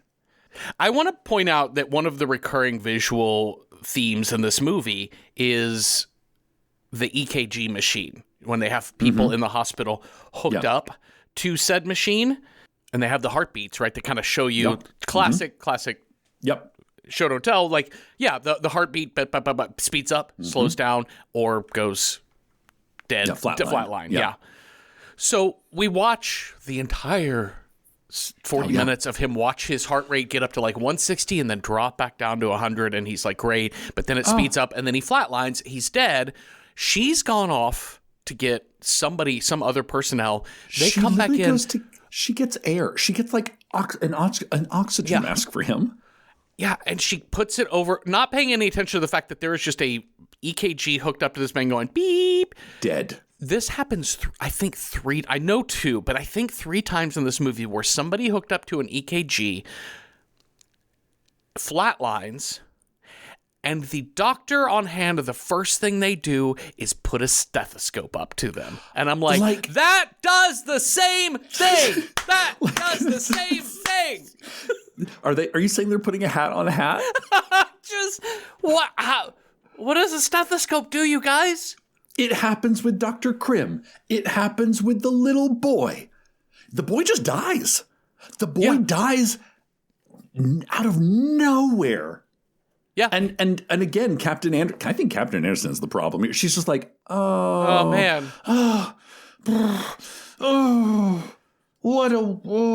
God, what a waste of life this is. Even though the doctor's like, do you all not have paddles? Like 1, 2, 3, clear? Do you not know No? CPR? Something? No, do you like 1, 2, 3, 4, staying alive, staying alive. Yeah. No? No. Were none of you lifeguards? No. Safety class? No? So Dr. Krim dies needlessly because his antidote doesn't even work. And also, let's try just to see if the antidote just works to not kill me on its own. Like, let's not even start with bee stings. Let's just see if the body can handle the antidote. Right? Or if we're going to really have to test it, let's do one bee sting and see if it works. Well, he's already doing rabbit testings. And he said 4 of these 6 rabbits died. These other 2 rabbits, they're looking really rough. I think it's time for human trials. We also have, you mentioned earlier, so when the boy Paul dies, I think it's Paul, when he dies, that Dr. Crane is like sitting on the edge of his bed and then like, oh no, it's Catherine Ross goes back into her coma. She relapses. And he starts praying, dear God, please save this hot lady's life. And save this woman with the prettiest hair in the entire world. Look at her eyes, It smells God. like apples. Gorgeous. It smells like apples, and I love her so much. She gave me a back massage while Houston burned. Oh my God. And General Slater, and I just love it when a movie is trying to make fetch happen. You know, you're trying to have these profound lines, and it's the major and the general. And the major, read it to me, Jeffrey. This is nothing better has ever been written in a film before. Ever, ever, never. Major Baker says, "Sir, can we really count on a scientist who prays?" The general responds, "I wouldn't count on one who doesn't." Boom. You know that dossier? You can call it off. Because the thing is, they thought he was a dirty red communist, and we know communists don't really like the religion. Yeah, sure. So the fact that he's praying, they catch him in an act of prayer, means he's not a communist. So clearly, we can trust him. The 1978 AI bot that wrote this movie. Oh my God. It was only fed conservative boomer Facebook memes. Oh, absolutely. Like Ronald Reagan isn't like he's still an actor at this point, or maybe he's transitioning he's big time, and like we know he's going to be the next president. But gotcha. Yeah, he's the hot shit. He's like Barack Obama at the 2004 Democratic National Committee. Remember? Yeah, when I don't really know too much about Reagan before the 80s. Yeah, by the late 70s, everybody's like, he's our next president. We know it. Yeah. Once Carter's gone, he's gonna win this thing. But it is still kind of that same era. Like, there's a rising tide of people who are like, it really is make America great again sort of bullshit. So he's praying to Jesus. It's fine, great. He's prayed to Jesus. And I guess it works because she just never relapses after this. Oh yeah, somehow the two of them decide to road trip because they're like Michael Caine's like, you are oust, you're oust. But he's like, fuck that. I've got an oscilloscope, and hey, pretty lady, get into my van. We're driving to Houston through the bee swarm bees that are surrounding Houston. Okay, sure. Yes. Okay, fine. They get to Houston, and we have some really kind of fun like shots of them it's the Astrodome, right? Houston Astrodome. Sure. Yeah, that was the Astrodome. Big sports arena, and it's like 1970s brutalist architecture, which I'm kind of here for. And it's like, show me your badge. I'm here for the Air Force. Okay, kind of. I'm sorry. Sir, where are you headed? Air Force headquarters. All right, go on ahead. Well, what? Yep. That checks out. Haven't we? And also, how long does it take to evacuate Houston? I don't see. Like, I don't think they did. Did they? I think they did. I hope so. I think that's what they're doing in the 2 days leading. Because we know the bees are going to take like 3 days to get to Houston. I think that's what happens in the 3 days. Okay. Because the Africans are coming. So now we've relocated ourselves to Houston. And they're just in like an office building? Yeah. Is the Air Force headquarters in downtown Houston? It's literally just like the Texas Instruments office building. Yeah, it's like Chase Tower, I think, is like the big one there. And it's like they're just on the top floor watching a city burn. Well, no. They're because they're like, hey, okay, we tried your way, which was feeding them pellets that they don't want to eat. Now what we're going to do is we're going to bug bomb these motherfuckers, which I'm like, oh, that's, okay, bad for the environment, but I think 500,000 people dead. I think it's time.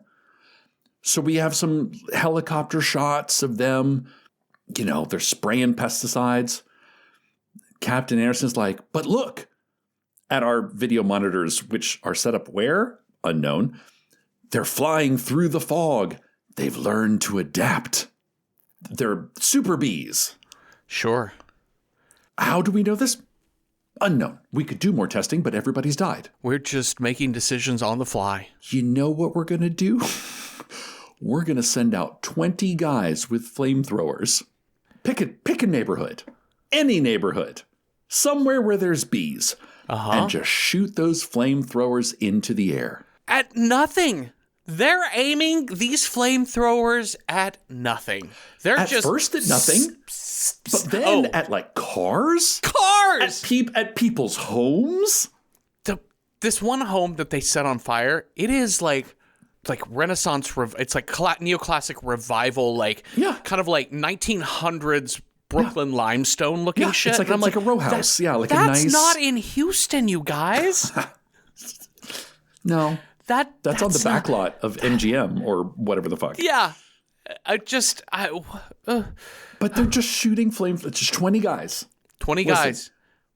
A nuclear explosion couldn't kill these bees, but 20 guys with flamethrowers shooting them into the air, that's our best bet. I don't even think you could have burned down Marysville in the time it takes them to set the city of Houston on fire. And also, and does it work? Why do you need 20 guys in one lump? Just spread them around. But also, I'll take you one step further. Why do you need flamethrowers when you have airplanes that can just drop fucking bombs? You're blowing up the city anyway. That's what I was like.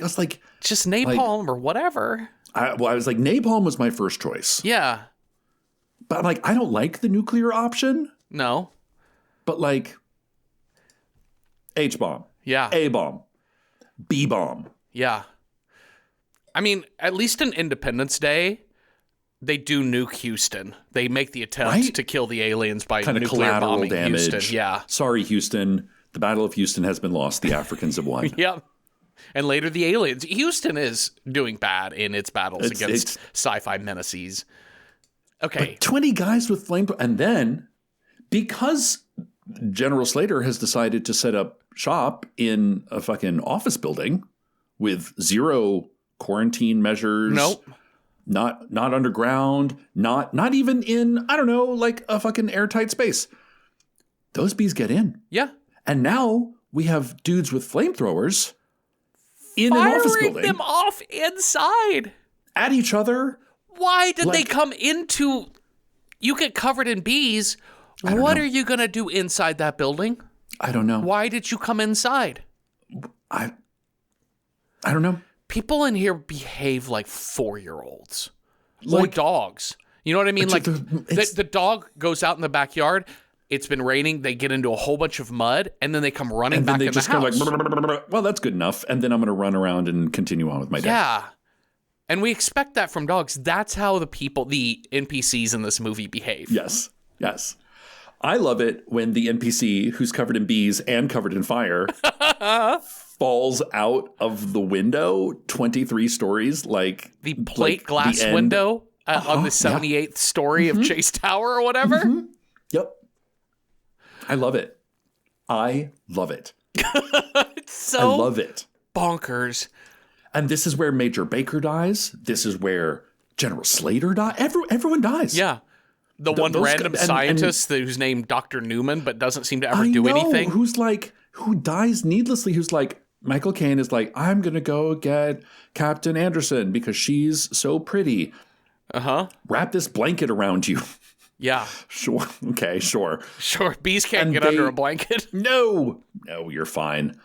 And they're literally 2 feet away from the scientist he's like, hey, meet me outside with the oscilloscope thingy. Because, we have learned in this time, the bees make a sound that's similar. No, the air raid siren from the very beginning makes a sound that's similar to 2 queen bees having a bee on bee fight. Yeah. And all the bees, like gladiators, come to the bee coliseum and they have to witness the queen battle. Yes. So it draws them in. So that's where they were hanging out with their flowers in the field. Yep. They heard the siren, attracted to the thing.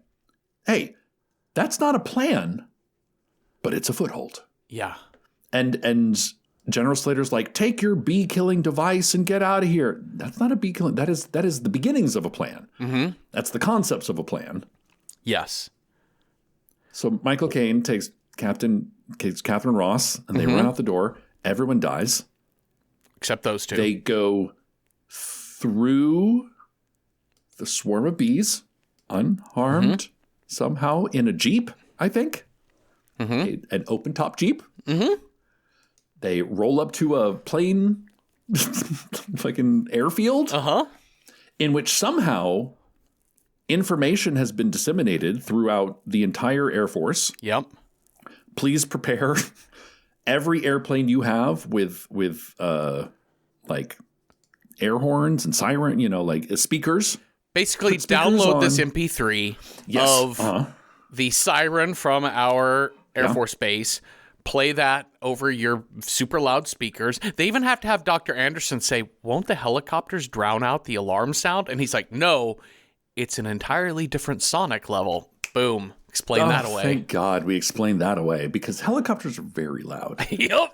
But how we got this information to like 100 people when literally Houston is in flames and covered in bees, the unknown. But somehow it works. They're in a helicopter and it's like wow, wow, wow, and they're like, okay, we're gonna lead them out onto the Gulf of Mexico. Deploy the sirens, and they have like little floaties with speakers on them that are making the wow, wow, wow, wow, wow sign, and those speakers are also like leaking oil. So we're gonna create an environmental disaster. Another environmental disaster that will hopefully kill the bees. And we do this a couple times. And then... Yeah, they just dumped oil all over that area. I mean... So they can shoot a gun at it and set it on fire. Yeah. And the bees, the bees from 70 miles away are like, methinks I heard a queen battle. Must attend, RSVP, yes. And they all come and they swarm onto the ocean. Michael Caine has somehow made it back through the fucking bees again. Yep. And they're like, fire missiles. Massive explosion. Wall of fire. And this ending is so fucking wild. Because literally the only 2 people out of this cast of 50 are Michael Caine and Catherine Ross. And they are lit in red background fire. Like they look like they're in hell. Yeah. And they're like, did it work? I don't know. Only time will tell. I wrote as my last notes was, Anderson, did we win? Crane, maybe. Stage directions, they do not move. No, they don't. The end. What? I thought Night of the Bloody Apes ending was crazy because that one ends with the 2 like the man and the woman getting out of town being like, that was fucked up, wasn't it? That was crazy, really right? fucked up, crazy. Do you want to go fuck? Yeah, what do you want for dinner tonight? I was thinking something Mediterranean. And this one is, do you think we won? Who knows? I don't know. Credits. The end. Shall we rate this movie, Cecil? Yes, let's. All right. How approachable is The Swarm if you're a horror movie verse? Listen, 10 out of 10. So approachable. Just 10 out of 10. Yeah. Editors Like, of script editors on strike. What's the opposite of scary? I mean, if you have a phobia against bees, which is it does a lot of if you bee close up. Yeah. There is the bee is a jump scare, and you're going to see a very large bee, but it's also just kind of just chilling. It's just sort of hanging out in a doorway. It's not really doing anything. If you play the New York Times spelling bee and ever look at the hints page on there, they always put a giant photo of a bee at the top of it, and it startles me every fucking time because sometimes the bee is like just the face. And just a bee. So this movie is as scary as the hints page of the New York Times spelling bee game. Yes, absolutely. That's all I have to say. I mean, technically, for content warnings, there's the bee thing, and then there's child death, but parentheses, hilarious. Yeah, I know, right? It's also kind of awesome. So, to speak nothing of approachability, Cecil, how do you rate this as a horror film? As a horror film, this is kind of weak sauce. Yes. I mean, Amazon calls it a horror. It is labeled under horror. Uh-huh. It is an action movie about people covered in bees flailing about. So for that reason, I would give this 2 Slim Pickens, I would say. Oh, we completely left We didn't the even talk Slim about Pickens Slim scene Pickens. out of it, and they should have too. We No. didn't even talk about Slim We don't need Pickens. to. So You guys, 2 Slim that'll be a Pickens. special surprise if you go watch this. Yeah. I wanted to make one quick note because one of my favorite things when I go and read the Wikipedia page after watching these movies is Wikipedia has this like economy of language at times that feels really abrupt because it's a whole bunch of people just adding little tidbits. And so editing it's and talking editing. about, Yeah. Yeah, and so it just, like, things just don't always flow well together, but sometimes in a very funny way.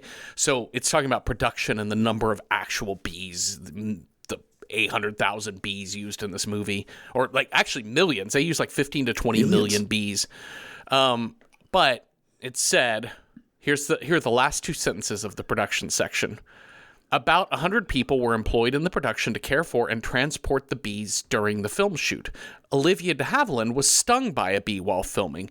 Fred McMurray retired from acting and died in 1991. Non sequitur. Just, okay. Not it from a sort of bee. implies that he did this That he movie got and was killed by a like, bee. I'm done. I'm going to die in 13 years. Bye. Dead. Let us find out what movie we're going to watch next. You've got a scare die. I've got a style die. We will roll these things up and see what movie matches. Cecil, on your scare die, if you roll a 1, our next movie is Scares Technology, 2 Vampire, 3 Demonic, 4 Wild Card, 5 Undead, or 6 Cursed. That's a 5. Boy, we're having the same I issue, swear, Cecil. I'm not making this up. It's so wild. We did a test roll last time, and I rolled a 1, 2, 3, 4. Like, the dice want what they want. They do. All right. We're going to take your Undead and match it to whatever style I rolled. And those styles are 1, based on a true story, 2, 5+ word title, 3, a movie from the 1990s, 4, a TV show, we're going to watch 3 episodes, 5, a prestige horror film, or 6, horror comedy. Let's see what we got here. I got a 4. That's 3 episodes. Oh, we got a lot of good. This is some quality. You know, I think television does zombies quite well, usually. Mm-hmm. We got some good options. I just want to point out here, I'm just still blown away by this point. I did this last week, and I want to just do it again because the wildness of the die rolls. Your last rolls, this is what, 8 of them? 6, 6, 3, 3, 6, 6, 5, 5, 5. My last same number of rolls are 4, 3, 4, 3, 4, 3, 3, 3, 4. What is happening? Okay. I don't know. I don't have I'm like, there's not a magnet anywhere on my desk. I don't know. Who even can tell? All right. Well, let's talk about the ones that we wrote down that could be TV shows featuring undead. Man, there's one that just comes right to mind, and that is The Walking Dead. I mean, how many fucking seasons did it run and spin-offs did it spin? It's pretty fucking legendary, and so we have that. There's also a more recent version of an undead story, which is The Last of Us, based on the video game. If you like your zombies mushroomy. Mm-hmm. I like a mushroomy with zombie. A little umami in there. We've also got, I think you wrote this down, Kingdom. So Kingdom, I believe, is a Korean TV show that's very like Korean Middle Ages. The emperor's physician is sent on a journey where something mysterious has happened, and oops, it's zombies. Is the best I could tell. Okay. But I love a Korean costume drama. Yeah. And especially if it has zombies in it. And it's very highly rated. We've also got In the Flesh. This is a BBC series. Okay. This is about kind of like zombie rehabilitation. So this sounded really interesting. So like the idea is that it's like this teenage zombie who's now a zombie is sort of like returning home and is the kind of reintegrate. There's been a couple movies made about this, but this is the British TV show version in which people are like, oh, Johnny's back. And he's a zombie. Oh, yeah, we love it. We love it. It's great, but clearly they do not. Yeah. So, I don't know, kind of an interesting, maybe have some interesting social commentary there. Santa Clarita Diet. I've never seen this. I've not seen this either, but this has like Timothy Olyphant and Drew Barrymore, I want to say. And I didn't want to spoil it, but I think it's like, I think she's a zombie or a cannibal. Or both. I got the sense that it's a very zombie or a very cannibal-y show. But yes, I don't know if she's undead or not. So I put a question mark because I was like, I don't want to look too closely and I don't want to spoil it for people that haven't seen it. Yeah. I think she's undead. Yeah. Or maybe she just likes to eat humans and she loses a ton of weight. Who knows? On Ozempic. I don't fucking know. Then we have Interview with the Vampire, which is a different type of undead. Yes, like the undead of vampirism, which is totally valid. And listen, like I got to say, this new, maybe not the spinoffs because they're a little weak sauce, but like the 2 seasons of Interview with the Vampire on AMC are kind of riveting television. Okay. I've heard they're very good. They're very good. We also have an account over at Letterboxd. We're at Random Horror 9 on Letterboxd. You can follow us there and look at our lists where we update the possible die rolls each week, and you can contribute through comments of movies we might be missing out on. What do they have to say over there? King and Commodore recommends Zom 100, Bucket List of the Dead. It's an anime. Uh-oh. Akira is overworked, under-enriched. What? Yeah, under-enriched. Under-enriched, and overall done with it. And he needs a break to finally do the thing he's always wanted to do. Luckily, a zombie apocalypse is here to give him the vacation he needs. That sounds cute. That does sound kind of cute. Sounds like fun. Half Price Horror recommends Kolchak, the Night Stalker, specifically the episodes The Zombie, Chopper, and Legacy of Terror. It's the show that inspired The X-Files and Buffy, and by extension, every genre series in the last 20 years. These episodes feature the writing of young David Chase, Bob Zemeckis, as well as an appearance by babyface Eric Estrada. Okay, that's really interesting. I've heard of Kolchak the Night Stalker. It's definitely of the baby steps of respectability in horror. So it's like kind of if you know, you know, and I've been quite curious about it. Availability, ? But thanks for the specific recommendations of which episodes to watch. That's really, really good. Horror. We appreciate that. Atheros recommends a couple things. My Babysitter's a Vampire, the series. I think we kind of understand what's going on there. And they recommend episode 1, episode 11, episode 10, kind of like to give a little smattering of what happens when teenage seer Ethan, his magician in training best friend, and a vampire must work together to protect the town from supernatural forces. So it sounds like a mishmash of supernaturals. They recommend Winona Earp. The eponymous descendant of the infamous lawman Wyatt Earp must take up the mantle of the Earp heir, cursed to fight the undead remnants of those slain by Wyatt throughout the course of his career. Okay. Vengeful zombies. And Danny Phantom from 2004, a half-human, half-ghost. Danny Fenton, Phantom, must use his ghostly abilities to protect his home from a malicious undead spirits. Okay. Uh-oh. Ghost detective. Great. Philip F. recommends What We Do in the Shadows. Totally. Yeah. Undead vampires. Absolutely. Get that. And finally, How Do Monster recommends Guillermo del Toro's Cabinet of Curiosities. The second episode has an undead creature as a scare, although not the primary scare. Okay. That's interesting. Other than that, there's a lot of +1s for Last of Us and Walking Dead. Walking Dead. Yeah. I think. So thank you. Thank you, Letterboxd.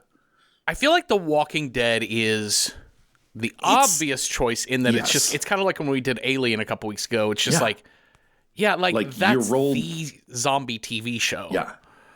However, the flip side of that would be to say something like Kingdom sounds really interesting because it's Korean and it's highly rated and could be really, really fascinating. But also, should we probably, the first chance we get to hit horror homework, we should grab it? I kind of think we should. Yeah. Listen, I've only seen the first season of The Walking Dead. My David, my brother who makes all the art for this, loved it. They watched like all the seasons, all the spinoffs, all that. And I only made it through the first season because I just was like, oh yeah, it's zombies. There they go.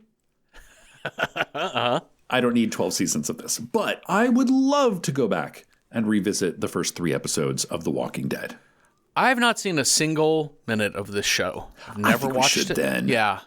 Listen, it was in that, I think you know why I didn't watch so much of it? It was because it was in that time period when Hollywood was like zombie everything. Mm-hmm. And by that point, I'm like, y'all are so like, I can't. Like I'm on trend and y'all are in trend. I can't. Yeah, it was a lot. It was also like I think I've said this before, but I'm pretty limited on how much screen time I do, not because I'm averse to it, but just because I can just get busy with other things. So if I do stop to watch a show, it's a very specific choice. And 2010, I am neck deep in Mad Men and Breaking Bad. I think I was like, I'm at my limit. If I have one show on, I can't add another must-watch TV. Yeah. Let's do The Walking Dead. Let's do it. Might as well. I think that seems like such an obvious choice. And also, I feel like it'll be nice to like wash off a little bit from the swarm. Like watch something competent. We actually should do what they didn't do in the swarm, which is actually go through some protocol of showering off our hazmat suits to get fully clean. And I think The Walking Dead will do that. Let's go visit the CDC. What could go wrong? Let's do it. Thank you all for listening. Thank you, Cecil, for talking with me. If you have thoughts on The Swarm or ideas for other movies that would have been good undead TV shows, so not movies, TV shows, let us know about it on Random Horror 9 on Blue Sky, Instagram, and Patreon. And at Patreon, we have public discussion threads for every episode where you don't have to pay to participate. So watch the first 3 episodes of The Walking Dead Season 1 with us this week, and come on back next Tuesday for a new episode of this show. Have a restful night with no bees crashing your Amtrak or nothing. Boo! Bee! I said booby. Random Number Generator Horror Podcast number 9 is hosted by me, Jeffrey Craner, and Cecil Baldwin. Find more of our work on the podcast Welcome to Night Vale. This show is produced by Night Vale Presents. It is edited by me with music by Cecil and logo by David Baldwin. See original artwork for each episode by David on Instagram. Join us for live streams on Patreon, watch our recording sessions on YouTube, chat with us on Blue Sky, and contribute to our movie selection process on Letterboxd. We're in all of those places at Random Horror 9. Today's scary story. There are bees everywhere, and not one of them wants a hug.